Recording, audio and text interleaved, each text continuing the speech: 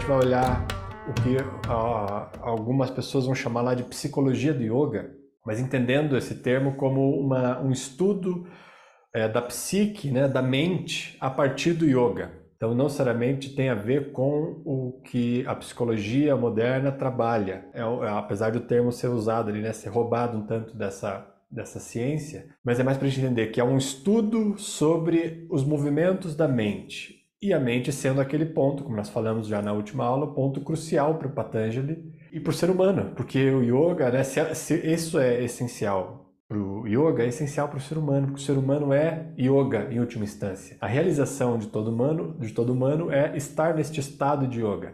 Estava comentando anteriormente, é o que o Akal costuma dizer do ser humano. E ele fala que o ser é o divino e o humano é o humano. Então, quando você é ser humano, é quando o humano se torna divino. Há uma instância divina vigorando como realidade no humano, que é um estado. Por isso que esse verbo é ser, que é uma condição de identidade, de ser, e ao mesmo tempo uma condição de estar. Inclusive no inglês é o mesmo verbo que diz as duas coisas, justamente por essa característica de presença, porque é o que acontece num determinado momento. E é por isso que nós falamos lá que o Patanjali começa os Yoga Sutras falando Atha Yoga.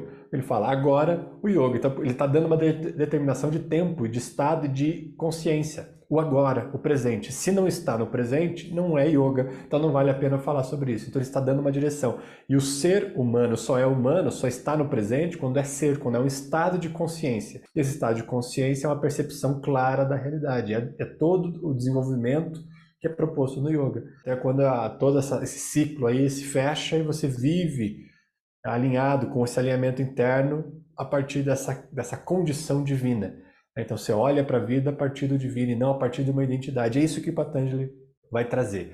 E ele traz, então a gente pôde avaliar ali os primeiros sutras. E hoje eu quero tatear com vocês aqui rapidamente, para a gente introduzir esse assunto, porque alguns de vocês já viram no curso de formação, outros nunca viram isso, então está vendo pela primeira vez. Então a gente vai com calma, porque até para quem viu na formação, talvez nem lembre de como era isso, mas ao mesmo tempo é algo que diz respeito à nossa vida cotidiana, porque a gente está sofrendo com isso o tempo inteiro. O Patanjali vai trazer, ele vai estruturar em 5 grandes complexos as aflições da mente. Então justamente nisso que a mente fica presa e sofrendo, ou seja, os 5 contextos básicos aonde o sofrimento pode acontecer. E se vocês lembrarem, quando a gente falou lá do Sukhmani Sahib, que a gente diferenciou um tipo de sofrimento, que ele é um envolvimento emocional com a dor e o que é dor. Então aqui nós estamos falando desse envolvimento emocional que pressupõe um tipo de identificação. E aí isso já começa a clarear muitas coisas para a gente, quando a gente vai olhando para essa perspectiva. O sofrimento é algo que pressupõe um tipo de identificação. E se a gente fosse voltar lá em Buda, por exemplo, ele vai falar a raiz de todo sofrimento, né, é o apego. E o apego tem a ver um tanto aí com esse tipo de identificação, que é algo que a Patanjali está apontando aqui também nesse contexto. Ele divide em 5 grandes grupos, o que ele chama de kleshas. Vocês lembrarem dessa palavrinha lá, não se preocupem muito com as palavras, a gente vai mais traduzir o significado de cada uma delas, mas para quem tem um envolvimento aí de estudo mesmo, é interessante saber porque elas significam algo, elas vibram algo também, justamente porque estão no contexto de mantras. Então, elas têm um significado e uma vibração, interessante se relacionar com elas, e o conceito que elas trazem. Mas nós vamos aqui trabalhar mais o conceito, para que a gente possa entender isso na nossa vida mesmo. A gente está, como eu falei, lidando com isso o tempo inteiro, essas aflições. Então, nossa mente ela vive nesse contexto de aflição, de sofrimento, porque cria esse envolvimento e cria esses contextos onde esses níveis de identificação podem surgir. E Patanjali vai apontar, então, esses 5 contextos, e que eu diria assim, eu avaliando, então assim, quando a gente se estuda, e eu aponto isso para vocês sempre, cria uma maneira particular de olhar para as coisas. Assim vai ficando mais fácil de você compreender e você vai, nesse momento que você cria uma perspectiva particular de olhar para determinados ensinamentos, é como se você assumisse aquele ensinamento para si. Então ele passa a fazer mais parte de você quando você cria essa possibilidade do que você olhar a partir de uma perspectiva de outra pessoa, que pode ser interessante num primeiro momento, como a gente vem fazendo aqui. Então vocês ouvem uma avaliação sobre determinados conceitos. Ok, isso é interessante no primeiro momento, mas é necessário que cada um de vocês assumam esses contextos para si e a partir deste assumir possa vivenciar esse contexto e a partir de uma perspectiva própria. tá? Isso vai fazer com que esses ensinamentos comecem a fazer parte da vida de vocês. Tá? Quando você assume isso, eu sempre incentivo vocês a fazerem esse exercício de reflexão. Encontre uma maneira própria de olhar para cada contexto e para cada situação. Então, dentro desses 5 kleshas que o Patanjali propõe, eu diria para vocês que basicamente eles são 2, que são divididos em 5, mas que se vocês olharem bem ali, eles são 2. Se a gente fosse pensar lá, então só vou citar eles para vocês terem a referência. Então são 5 kleshas, um se chama avidya, o outro se chama ashmita, o outro se chama raga, o outro se chama dvesha e o outro se chama abhinivesha. O primeiro deles vai fazer referência a um tipo de condição de ignorância. A vidya, se a gente separar lá, a palavra vidya é conhecimento e a é um tipo de negação do conhecimento. Então é um contexto de ignorância. Essa ignorância que Patanjali propõe, ela não é a ignorância dos livros, de você não saber algum conhecimento teórico. Ela pressupõe uma condição de contexto onde ocorre o segundo klesha, que é um tipo de identificação com o eu. Então a gente tem que considerar o seguinte, que há uma região, um tipo de contexto, onde algo pode acontecer. E esse algo que acontece é a identificação. Então precisa de um contexto específico e que nós estamos inseridos dentro desse contexto. É isso que Patanjali está propondo nessa primeira estrutura dos kleshas. Ele diz, para que haja esse sentimento de identificação com algo, precisa ocorrer um contexto específico. E esse contexto específico ele está apontando como ignorância. E nesse contexto específico, outras coisas acontecem. Então veja, esses 2 primeiros kleshas são uma coisa só. Por quê? Para que algo aconteça, precisa de um contexto. Então, a identificação com algo só ocorre num determinado contexto, a ignorância. Tá? Então esse é o primeiro momento aí dos kleshas, que eu dividiria num só. E os outros 3 dizem respeito às consequências disso, que vai ser o apego, raga, ou a aversão, dvesha. E o abhinivesha, o que é? É a conclusão, em última instância, do apego e da aversão, que é ou o apego à vida ou a aversão à morte. É a última instância. Então, quando ele está falando de raga e dvesha, ele está falando do apego ou da aversão às coisas, aos contextos da vida. E quando ele está falando de abhinivesha, ele está falando sobre não os contextos da vida, mas a vida em si, ou o apego ou a aversão. Então, eu diria que são 2 grandes grupos. Primeiro, uma situação, um contexto onde esse nível de identificação pode acontecer, tá? Que é o avidya e o ashmita. Então, essas 2 primeiras instâncias.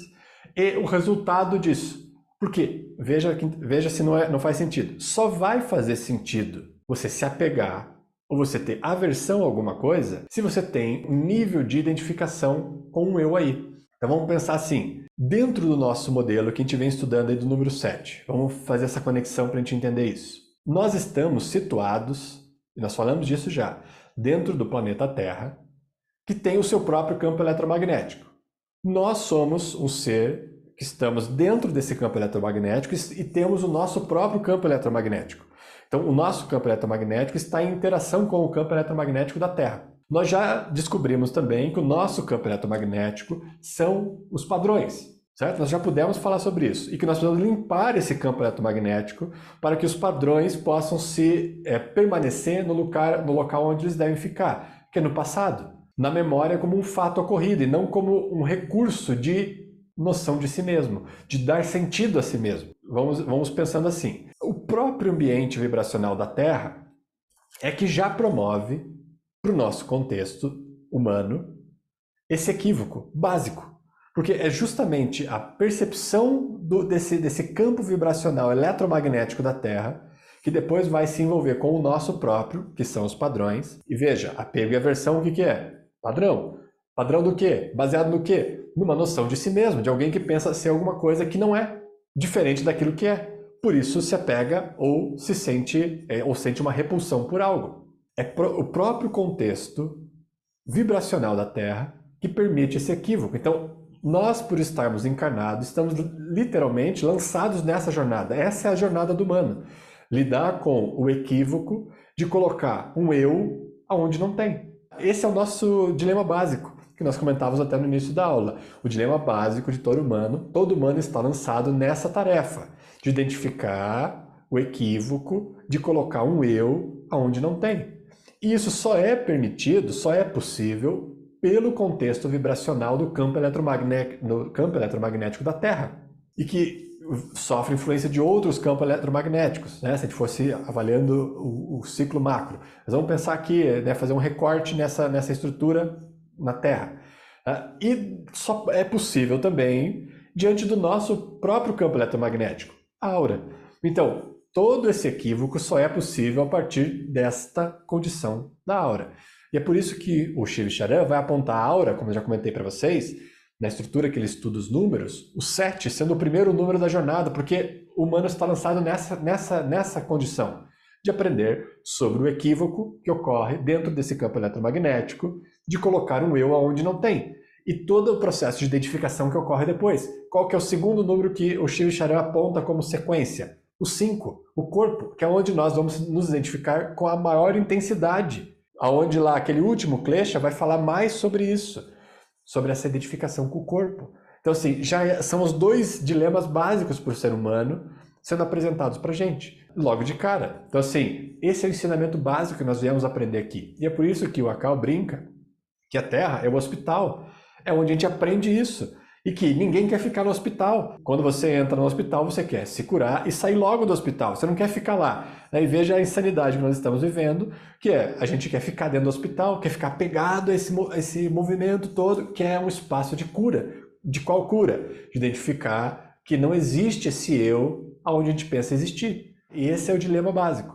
E todos os nossos problemas resultam dessa condição. Todos os nossos problemas resultam dessa condição. Por isso que não faz sentido nenhum falar sobre outras coisas sem primeiro você ter identificado isso. E é por isso que Patanjali começa desse modo os Yoga Sutras, porque ele fala, é preciso ter primeiro chegado até esse ponto de conclusão para que a gente possa desenvolver algo. E é por isso que ele vai apresentar a prática depois também, porque não faz sentido praticar sem que você primeiro tenha essa necessidade de busca instalado em você, essa necessidade de reconhecer e se lançar nesse desafio, nessa escuridão, nesse desconhecido, como nós já falamos bastante ano passado sobre o desconhecido. Então, é necessário primeiro essa condição, esse anseio por perceber esse equívoco. Tá? Ao perceber esse equívoco, o resto começa a fazer sentido. Do contrário, tá? Se você não está nessa condição que Patanjali está propondo aqui, de perceber que nós o tempo inteiro estamos colocando um eu aonde não existe, ou seja, há um contexto e há um sentido de si mesmo, os dois primeiros kleshas, ocorrendo simultaneamente e constantemente. Se a gente não identifica isso, se nós nos lançamos numa prática, mesmo que espiritual, como no Kundalini Yoga, é que as práticas elas têm um ingrediente que elas atuam de dentro para fora, então elas ainda podem quebrar isso. Mas veja só o perigo, que é o que nós apontamos já aqui muitas vezes. Quando alguém que ainda não se deu conta disso, está criando uma manutenção de si mesmo, mergulha numa prática espiritual, vai começar a usar a prática para reforçar o sentido de si mesmo. Tá? Isso é muito perigoso, porque você vai usar elementos espirituais para reforçar o sentido de si mesmo. Ou seja, você ainda continua jogando o jogo dos padrões. Você ainda não parou de jogar esse jogo e continua criando e criando manutenções desse contexto. Por isso é muito relevante e por isso que a gente sempre aponta essa preocupação com a utilização dos recursos espirituais e das técnicas, das práticas, de todas as linhagens, de todas as tradições, de modo que todas elas estão mais a serviço da noção de si mesmo do que da dissolução disso. Porque inevitavelmente nós estamos nessa. Nós estamos nesse nível mais grandioso, que é o nível da espiritualidade, e nós estamos nos níveis dos relacionamentos cotidianos, da sociedade, do trabalho, dos amigos, da família, onde você se identifica com o papel que você tem, que pensa ter, você coloca um eu onde não está lá nada, onde não deveria ter nada, você coloca um eu lá, e esse eu vai querer se manter ali naquela condição, ou naquela condição de sofrimento, apegado ao sofrimento, ou apegado ao prazer que sente. Forço isso, porque isso é importante a gente ter claro.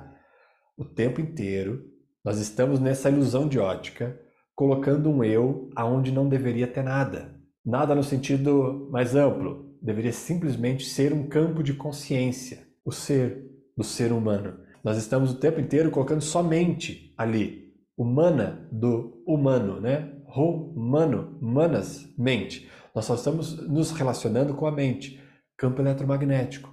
A aura está completamente nos envolvendo e criando essa ilusão de ótica, de modo que a gente não consegue perceber a realidade e fica vivendo todos os dramas e todos os processos dramáticos. É isso que o Patanjali está apontando com os kleshas. Ele está falando, olha a cilada que nós estamos. Nós estamos o tempo inteiro imersos dentro desse campo eletromagnético, vivenciando um contexto de colocar um eu onde não tem. E a partir desse eu colocado lá, esse eu vai criar manutenções, contextos de manutenção, para que se mantenha vivo. Porque essa ideia vai querer se manter viva. E é isso que nós estamos fazendo. E ao querer se manter viva, vai se apegar a coisas que garantem a continuidade dela. Vamos pensar assim, se você pensa que a sua imagem, que a noção de si mesmo depende de uma certa conta bancária, de um certo tipo de trabalho, de um certo tipo de relacionamento com algumas pessoas, com um certo tipo de grupo, você vai continuar criando a manutenção de estar nestes locais para continuar reforçando a ideia de existência. De uma existência que já é um equívoco. É isso que ele está apontando como o apego, raga ou a aversão do Esha, que é essa condição de criar uma manutenção para que essa ideia de si sobreviva. E ela vai sobreviver a partir do apego e da aversão. É nesse contexto de ignorância, de avidya, que a noção de si mesmo sobrevive. E veja que nós falamos recentemente sobre uma outra divisão da mente que era Manas, Ahankara e Buddhi. Veja que Patanjali não está usando o termo aqui Ahankara para dizer a noção de si mesmo, como nós já usamos lá nessa divisão. Porque o Ahankara é algo inerente ao ser humano. Lembra que quando a gente falou lá atrás também, nesse ano ainda, falando sobre consciente e subconsciente, nós detalhamos um pouco o que era o subconsciente em 3 aspectos, e um dos aspectos sempre estaria lá, que é essa noção de si. Essa noção de si é algo inerente ao ser humano, mas ela tem um local para estar, e não um sentido de si mesmo que ocupa o local do ser. Isso não é o Ahankara. O Ahankara é algo inerente ao ser humano. Essa é uma noção, aqui Patanjali aponta, como uma ilusão de ótica, um eu imaginário, e não uma função do ser. É o que, para quem estuda o Gurmukhi, vai entender também a diferença, porque Guru Nanak também aponta uma diferença entre o Ahankara, que é uma estrutura inerente ao ser humano, e o que ele chama de Homé. Esse Homé que Guru Nanak aponta é esse processo de identificação com os padrões. É o processo de se identificar com a própria imaginação, com a própria fantasia, algo que nós já falamos também na aula passada. É esse contexto aí. A Shmita, nesse contexto, é muito parecido com o que o Guru Nanak fala de Homé. É um contexto de identificação com os padrões. E veja, nós estamos fazendo isso o tempo inteiro, sem perceber. Tá? Sem perceber. Quando, por exemplo, você, num processo de prática, ou num processo de insight, você se dá conta de um padrão. E aquele momento é gostoso, não é gostoso? Não é bom você identificar, olha como eu estou preso naquilo, né? Você sente um alívio por ter se identificado aquilo, é uma bobagem, né? Eventualmente até dá uma grande gargalhada, o que seria interessante. Mas veja o perigo, e que nós estamos envolvidos nisso. Você vai querer buscar esse contentamento agora, querer mais desse contentamento como forma de evitar o sofrimento. A aversão ao sofrimento, que é fantasiada pela contemplação, pelo contentamento, por essa busca pelo contentamento, na verdade está escondendo o medo do sofrimento. Então você começa a buscar contentamento sem se dar conta de que está fugindo, tendo uma aversão, uma repulsa ao sofrimento. É por isso que muitas tradições tântricas, e você já deve ter visto cenas ou imagens dessas linhagens. Tem muitas linhagens tântricas, porque o Tantra é um negócio muito grande, nós já falamos disso aqui. Mas tem algumas dessas linhagens que só se relacionam com o que é grotesco, com o que é doloroso. São linhagens de yogis que vivem nos cemitérios, eles comem restos de pessoas mortas, eles tomam algum líquido nos crânios de pessoas, eles só lidam com o que é grotesco. Porque eles decidiram, o método dessa linhagem, tá? Eu não estou estimulando ninguém a fazer isso, eu estou só apontando qual é a lógica por trás disso. O método dessa linhagem é: não vamos negar nenhum tipo de sofrimento. Vamos vivenciar todos eles, porque na ótica da vida, o sofrimento não é para ser evitado. Do contrário, é uma aversão, porque se você quer evitar o sofrimento, significa que você está se identificando com alguém que não quer sofrer. Entendem essa jogada? E que nos níveis mais sutis vão permear todos esses ambientes espirituais. As pessoas estão buscando um grau de contentamento para fugir da dor, porque não conseguiram ainda olhar para a dor de forma real, entender ela como um contexto da própria vida. E é por isso que eu aponto para vocês sempre: não nos cabe querer estar vivendo uma vida prazerosa ou uma vida dolorosa. No prazer e na dor, nós vamos encontrar um grau alto de realidade, porque as duas coisas fazem parte da vida. E cada parte vai fazer em um momento da vida. Tem momentos de sofrer, sentir essa dor, não no sentido envolvido, mas porque dói mesmo, o corpo cansa, como nós comentávamos no início. Você usa o seu corpo, ele cansa, ele sente dor, é natural, é um processo fisiológico. Agora, há um envolvimento emocional com todo esse processo e com todas essas questões, e que daí você quer descobrir algo que não descobre, né? E você fica envolvido com uma identificação de algo que está ali, identificado com aquele que não sofre, aquele que não pode sofrer, aquele que não pode viver o sofrimento. É lógico que é muito sutil e cada caso tem que ser avaliado, como eu sempre comento com vocês, quando a gente vai falar terapeuticamente desses sistemas, eles precisam ser olhados individualmente. Quando eu apresento eles aqui generalizado, é para a gente entender o contexto.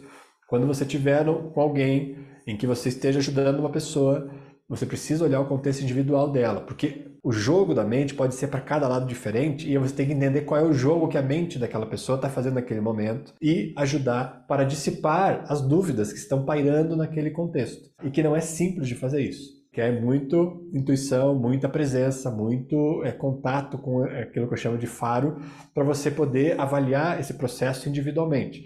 Aqui nós estamos apresentando de uma maneira generalizada, que é o que normalmente nós estamos fazendo. Mas só apontando e dando essa ressalva para vocês aqui, que isso pode variar de uma conversa para outra, porque quando o contexto individual está sendo colocado em pauta, a conversa pode mudar. E ela tem que ter liberdade para ser diferente, porque você precisa avaliar individualmente cada caso. Então, lá, às vezes, situações contraditórias. É por isso que muitos mestres são contraditórios, porque eles avaliam individualmente cada situação.